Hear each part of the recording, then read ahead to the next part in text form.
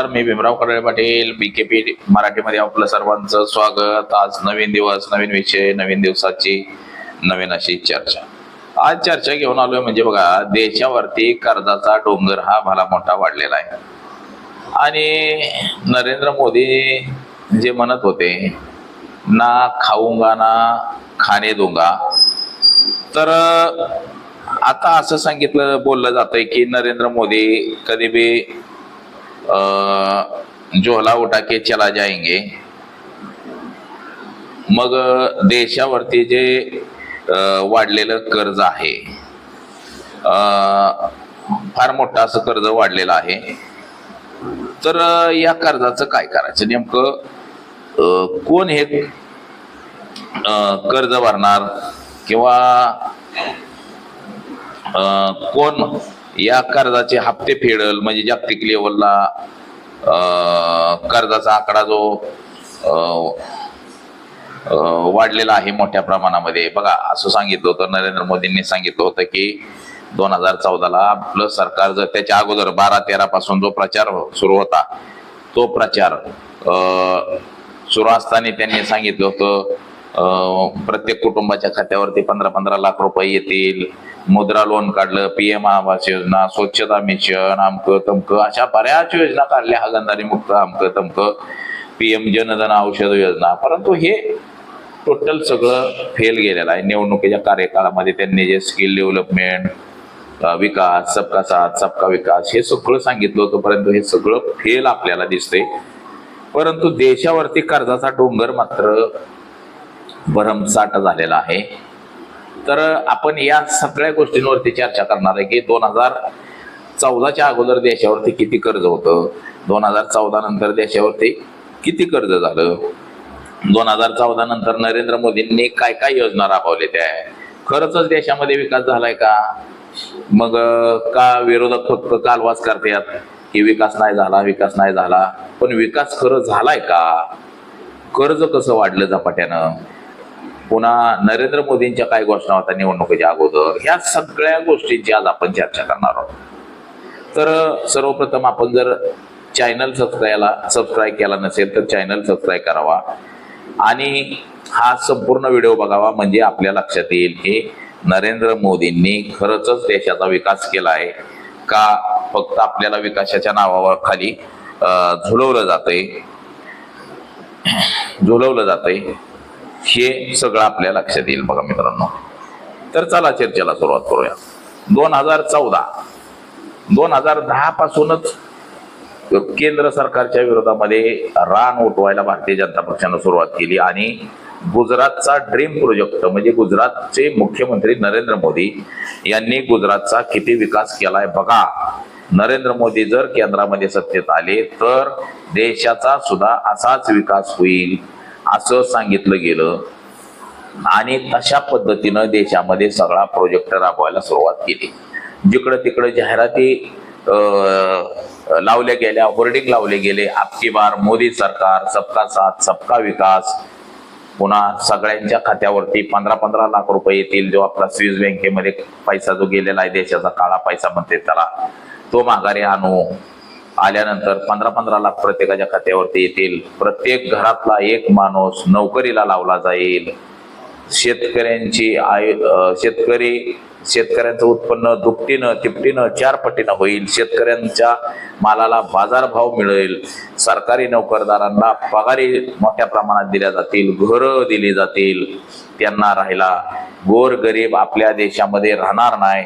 भीक मागणारा माणूस सुद्धा त्याला नोकरीला लावलं जाईल. अशा विविध घोषणा केल्या गेल्या आणि लोकांना अपेक्षा दाखवली गेली, आशा दाखवली गेली की नरेंद्र मोदी जर सत्तेत आले तर हे सगळं करू शकतात. म्हणजे असं एक वातावरण तयार केलं, चित्र तयार केलं की खरंच नरेंद्र मोदी जर सत्तेत आले तर देशामध्ये या सगळ्या गोष्टी होऊ शकतात, असं वातावरण तयार केलं गेलं. आणि त्या वातावरणामुळं, तसंच काँग्रेस सरकारच्या कार्यकाळामध्ये जे भ्रष्टाचार झाले होते, टेलिकॉम घोटाळा असेल, कॉमनवेल्थ घोटाळा असेल, खेळामधला घोटाळा असेल, असे अनेक घोटाळे त्या काळामध्ये उघड आले होते. म्हणजे लाखो करोडो रुपयांचे घोटाळे उघड आले होते आणि लोक त्रस्त झाले. भ्रष्टाचार लय काँग्रेसच्या कार्यकाळात वाढलाय, महागाई लय वाढली म्हणून त्या काळामध्ये रामदेव बाबा असेल, अण्णा हजारे असेल, सगळी लोक रस्त्यावरती उतरले होते. हा रामदेव बाबा तर म्हणायचा की आपको 50 रुपये लीटर वाला पेट्रोल चाहिए का 30 रुपये वाला पेट्रोल चाहिए. म्हणजे रामदेव बाबा सुद्धा म्हणायचा की 30 रुपये लिटरनं पेट्रोल आपल्याला मिळेल असं सांगायचा. परंतु आज रामदेव बाबा बी फुर्र झाला, अण्णा हजारे बी फुर्र झालेत.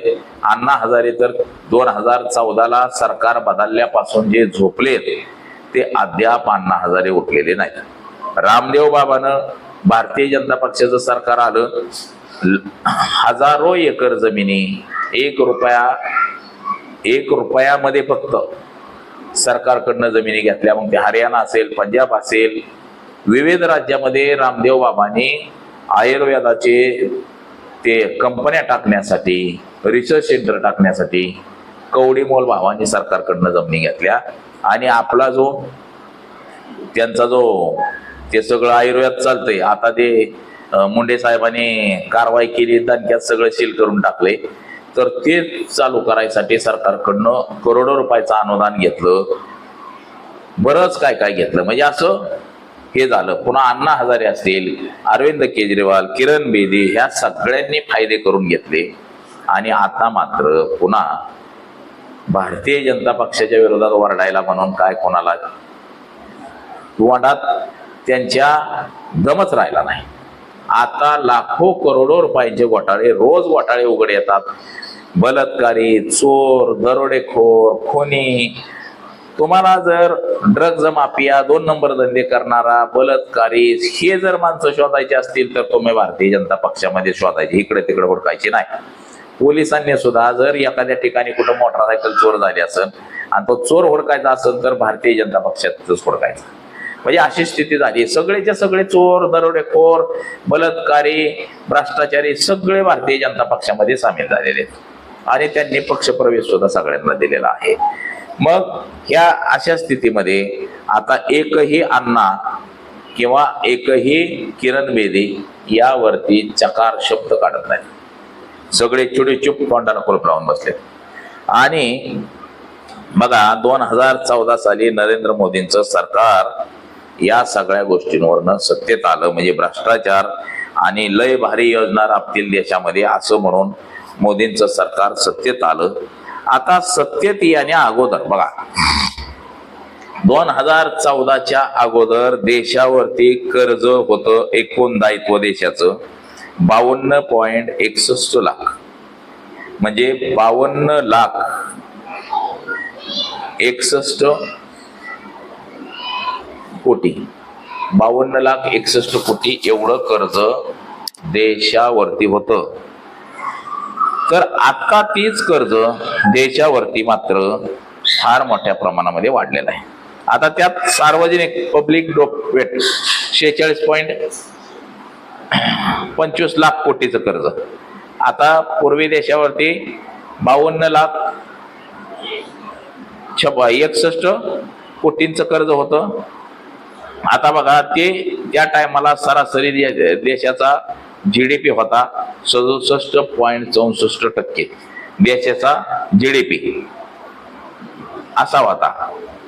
ज्यावेळेस बघा 46.25 लाख कोटीचं कर्ज होतं त्यावेळेस देशाचा GDP होता 40.7. त्यानंतर तो झाला 67.64. आता 2026 मध्ये जर देशाची आपल्या स्थिती जर बघितली आपण आणि GDP जर बघितला तर तो मात्र झपाट्यानं आपला वाढत गेलेला आहे. देशावरती कर्ज सुद्धा मोठ्या प्रमाणामध्ये वाढत गेलेला आहे. 197 लाख कोटीचं कर्ज झालं होतं. त्यानंतर ते 214 लाख कोटीवरती गेलं. म्हणजे वाढतच सगळं कर्ज आपल्या देशावरती गेलेलं आहे.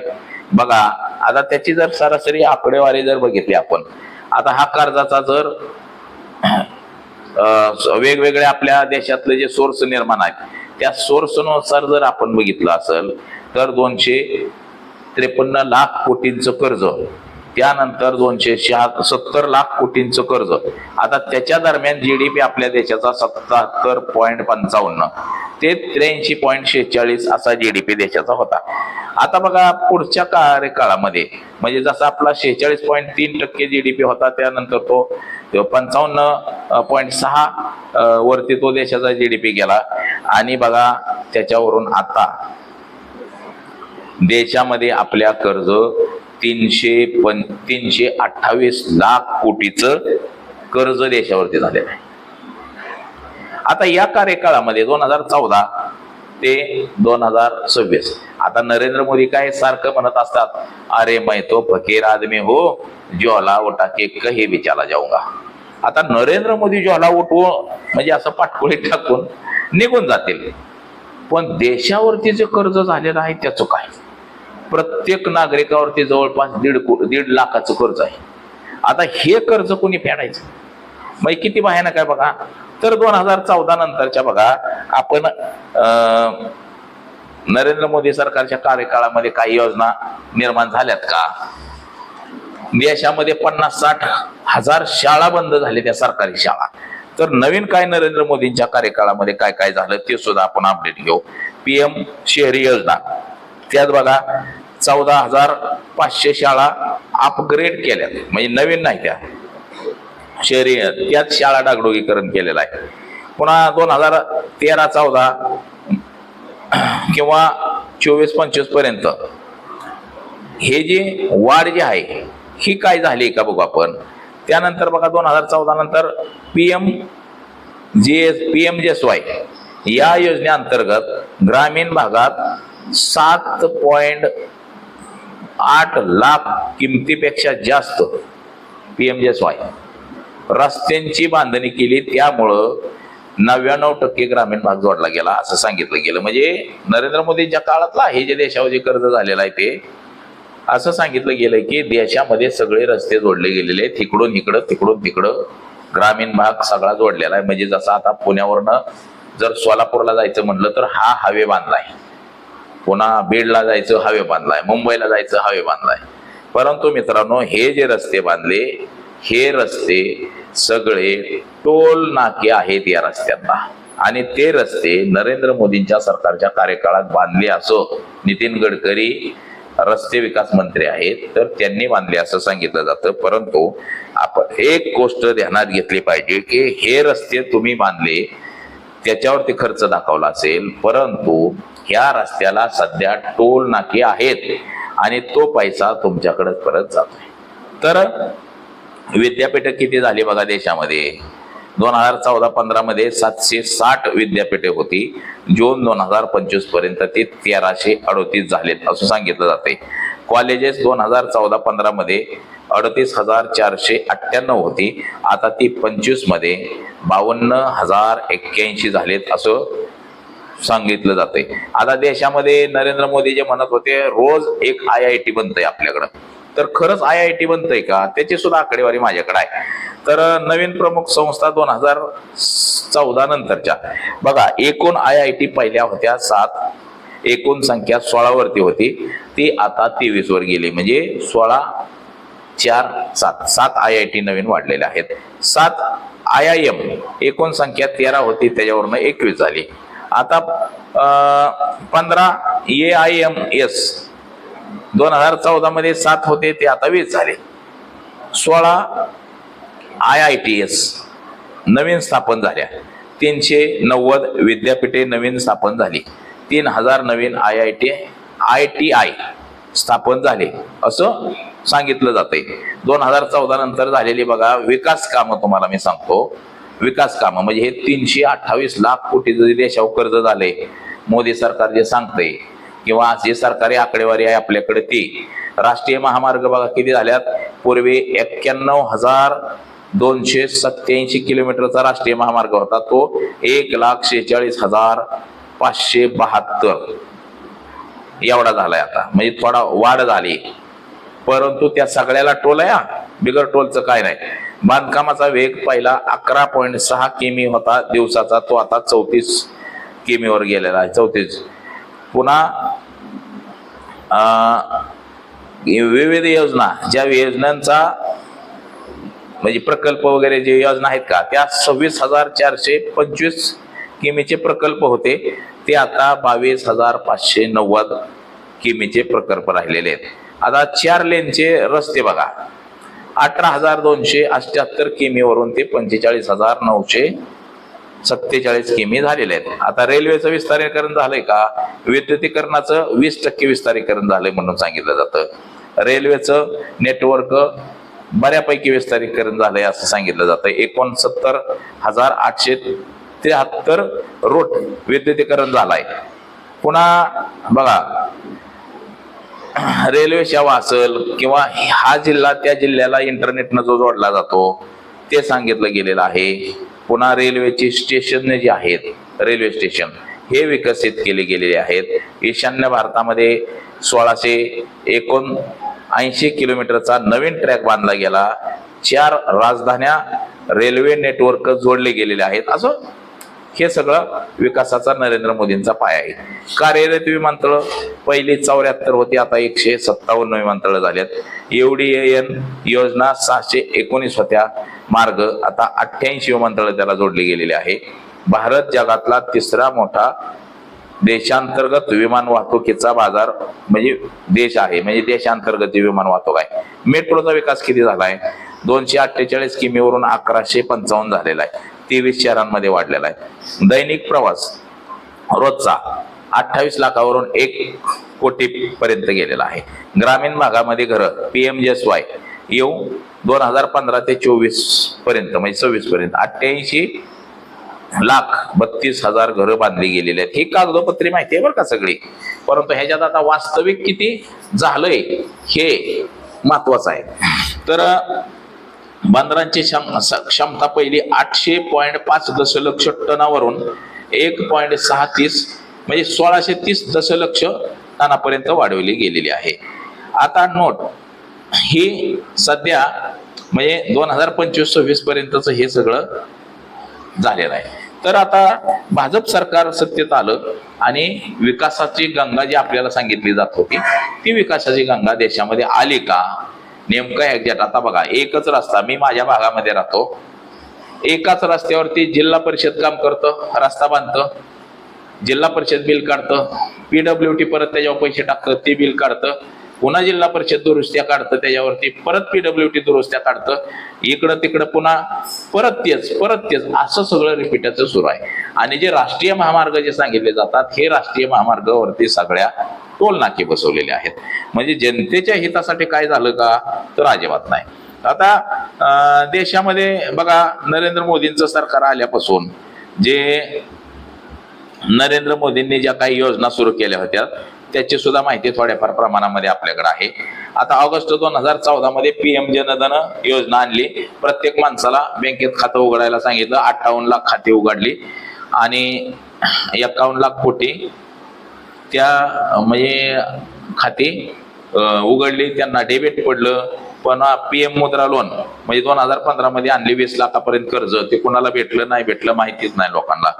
आता स्टार्टअप ऑफ इंडिया आणलं, SC ST महिलांसाठी उद्योगधंदे आणले, GST प्रणालीमध्ये सुधारणा केली, आरोग्यामध्ये काय योजना आणल्या, स्वच्छ भारत मिशन आणलं 2014 साली, 12 कोटी शौचालय बांधली, 5 लाख गावं हागणदारी मुक्त केली. असं कागदपत्री माहिती आहेत सगळ्या. पण आपल्याला कुठं दिसतंय का हागणदारी मुक्त गाव?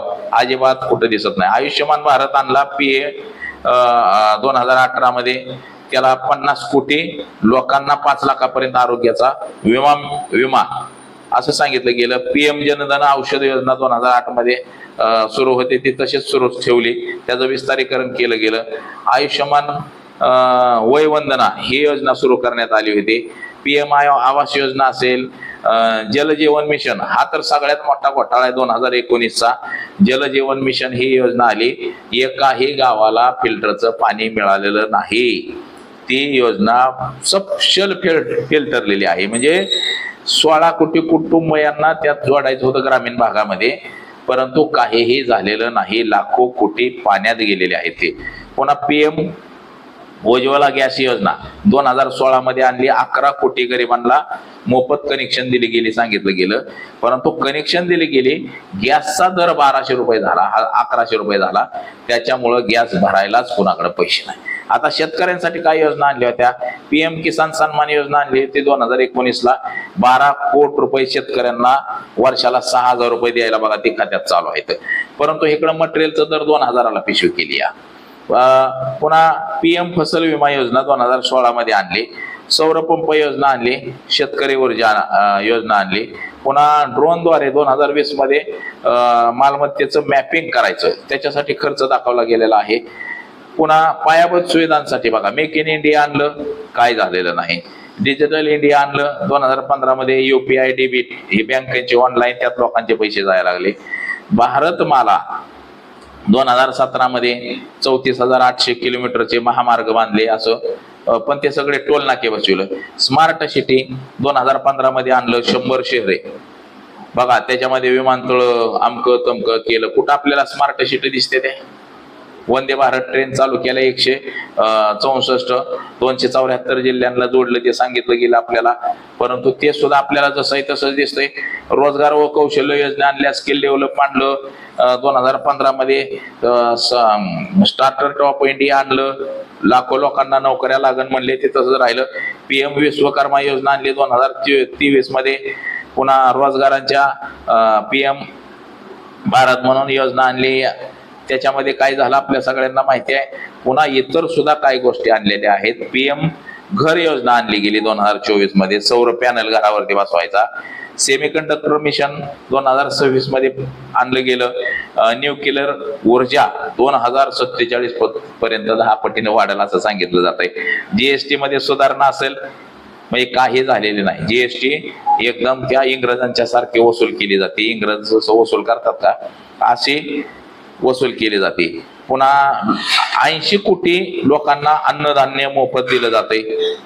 अन्नधान्य लोकांना अन्नधान्य मोफत दिलं जाते 80% लोकांना, म्हणजे एवढी लोक 80 कोटी लोक आपल्या देशामध्ये अजून गरीब आहेत, त्यांना अन्नधान्य मोफत दिलं जाते.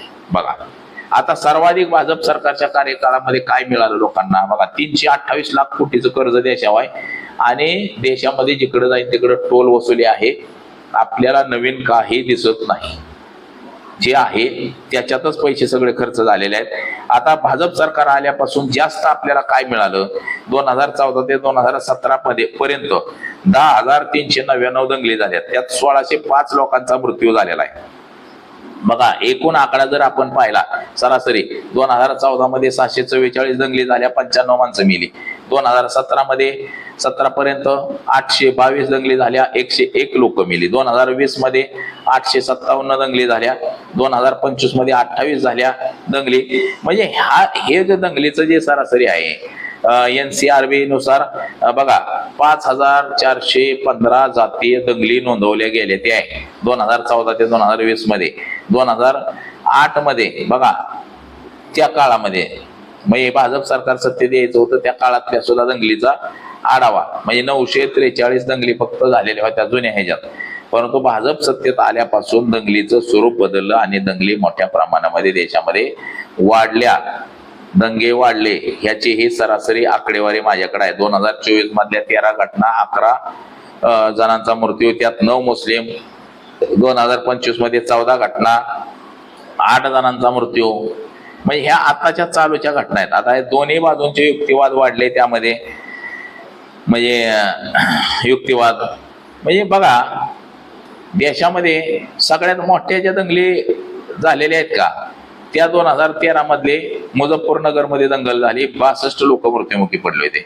2020 मध्ये दिल्लीमध्ये दंगल झाली, 53 लोक मृत्युमुखी पडले होते.